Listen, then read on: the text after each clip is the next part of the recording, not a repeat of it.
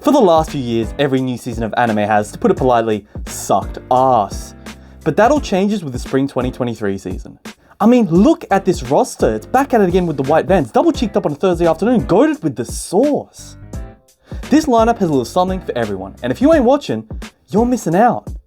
But have no fear, Hatsune Miku is here to get plastered and rant about anime seasonals. Christ, I need a girlfriend, eh? Listen. Oh, nice. Now, when I see an anime about a badass ninja kicking ass and taking names, understandably, I get a little excited. If you had to explain anime to your parents, that's probably where you would start and hopefully where you would end before they start asking what a body pillow is. And with the release of Hell's Paradise this season, you no longer have to fear your parents walking in on that one weird sex scene. I mean, seriously, you couldn't have walked in 20 seconds earlier, it's like they know. But I digress. Hell's Paradise is the quintessential shonen archetype about an assassin, Gabimaru, who is betrayed by his clan, captured by the shogunate, and sentenced to death. However, he is given a chance to earn his freedom if he can find the elixir of life on some newly discovered island in the Pacific. And what a beautiful island it is, if it wasn't for, the 20-meter tall titan monsters, bugs with human faces that turn you into compost, and bloodthirsty convicts all competing for their one chance at freedom. Wait, I didn't know this anime took place in Australia? Just replace the elixir of life with a VB long neck and you're set. Now, this anime is fantastic. It's mysterious, well-paced, intense, and downright bizarre. I found myself looking forward to every new episode, hoping for some explanation of the island's existence. But the production team know how to edge you. Let me rephrase, they know how to keep you on edge. In terms of animation and production quality, well, it's stunning. It's animated by Studio Mappa, so that should tell you everything you need to know. And FYI, it's part of what's called the Dark Trio, made up of Jujutsu Kaisen and Chainsaw Man. 8.5 out of 10. Cheers.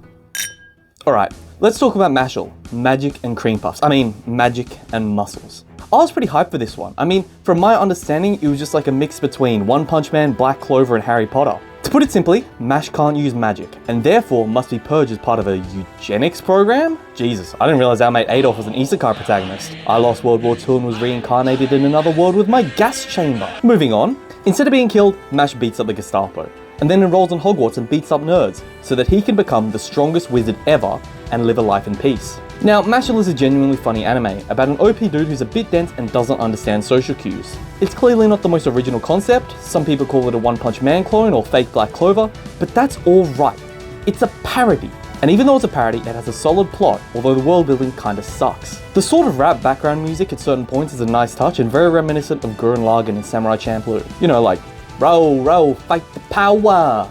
8.5 out of 10. Another one. On the topic of magic and cream puffs, I, like most others out there, am hungry. And no, this isn't an ad for HelloFresh. What I'm starving for is more Konosuba content. And after praying every night before bed, finally, the gods provided a droplet of that sweet ambrosia I'm dying for. Konosuba, An Explosion on This Wonderful World, is the spin-off series that focuses on Megumin during her schooling years. The plot is super simple. In fact, there isn't really much of a plot at all. So far, it's just been the daily life of Megumin and her friends as they attend magic school to learn not about magic, but how to look cool. It's low-stakes fantasy comedy.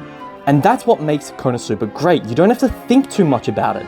It's just cute girls doing Chernobyl things. Fun, lighthearted, and doesn't take itself too seriously. Also, Megumin's voice actress, Takahashi Rie, really stands out here. Although admittedly, she stands out in everything she does. I didn't want to include sequels in this video, but I mean, it's Konosuba, probably the most anime-ish anime of all time. 8.4 out of 10. I've got this Spiritus 95% alcohol. It's actually banned where I live, but I got it illegally. For every subscriber this video gets, I'll take a shot. Every time I take a shot of this, I feel like I'm at death's fucking door. Crime in anime is a genre that I don't think gets enough credit, and to be fair, without supernatural themes, it's difficult to get right. In a medium that has literally infinite possibilities, there isn't much of an audience for boring-ass regular crime that we see in our day-to-day lives. And I'm afraid my home hero is not exempt from this. When a father finds out his daughter is being abused and potentially at risk of being killed, one thing leads to another and Daddy Dearest kills and dissolves him. Walter White style biatch. Only issue, former boyfriend was, a member of a ruthless crime syndicate. And now, these Yakuza assholes are dead set on finding their missing member. Luckily, the father is your average crime novel enjoyer, and is able to stay one step ahead using the knowledge that he has gained over the years. But while the plot seems interesting, the anime lacks this inherent spark that makes the show entertaining. The pacing is slow, the characters are drab, and everything about the plot seems forced. But by far my biggest issue with this anime is the constant barrage of Deus Ex Machina. None of the characters ever feel like they're in any real danger, and everything seems to work out by way of luck alone. And that's why My Home Hero is just average. I'm afraid it'll be forgotten soon enough. 6.1 out of 10. Fuck me. So hot in here, man. By far the most interesting anime this season, and without a doubt my favorite, is Heavenly Delusion. In fact, it was so interesting that I picked up the manga, and now that I know what's going to happen, it's maybe not so interesting. But that's just a testament to how good it is. 15 years ago, some mysterious event occurred and annihilated most of the human population. Now, mad-eating monsters hunt down the survivors, among which Maru and Kiriko band together to find a place called Heaven. Meanwhile, in a special secret facility, children enjoy their days in a safe environment with no knowledge of the outside world. Now, I know what you're thinking. That sounds suspiciously similar to another anime that has one season and only ever had one season and never had a second season. But trust me, no. Heavenly Delusion is much darker. I'm excited to see how they're going to adapt some of the later chapters for a broader audience, and at the same time, a little nervous. But to me, that's a sign of a brilliant story. To be disturbed is to be captivated by an author. The anime itself captures an incredible atmosphere and world building leagues beyond anything else this season. Also, don't get me started on the character development, which is masterfully done to deliver some very complex and fascinating characters. There was clearly a lot of love put into this anime by some very talented people. 9 out of 10. The 3 cardboard boxes that I've got on the computer chair that I've duct taped my phone to just fell down, so the background's changed, just ignore that. I know it's hard to tell, but I'm not the sharpest knife in the drawer. So when I heard about Oshi no Ko, I was a little hesitant. I thought it was going to be this hell deep anime and I'd be forced to use my tiny brain to think for once. But I was pleasantly surprised. Essentially, the idol known as Ai gets pregnant at 16 and has twins, Aqua and Ruby. Only these twins are the reincarnation of her fans from a previous life. Now they support Ai, both as their mother and their favorite idol. Except, major spoilers ahead, Ai is killed at the end of the first episode by a deranged fan.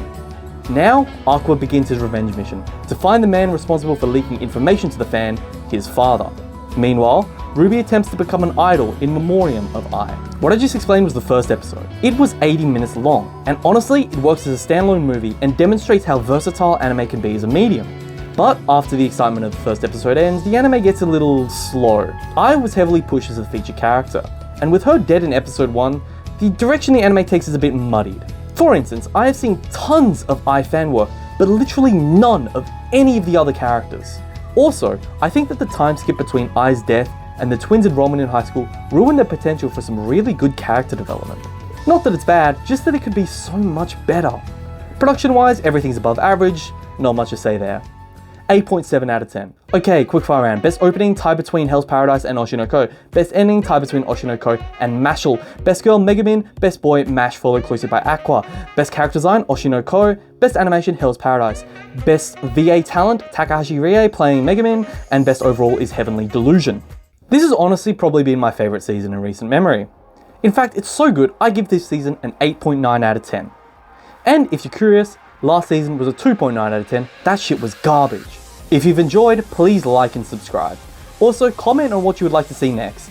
Okay, that's all the time I've got. I've got to get back to being a boy kisser on my Nintendo 3DS.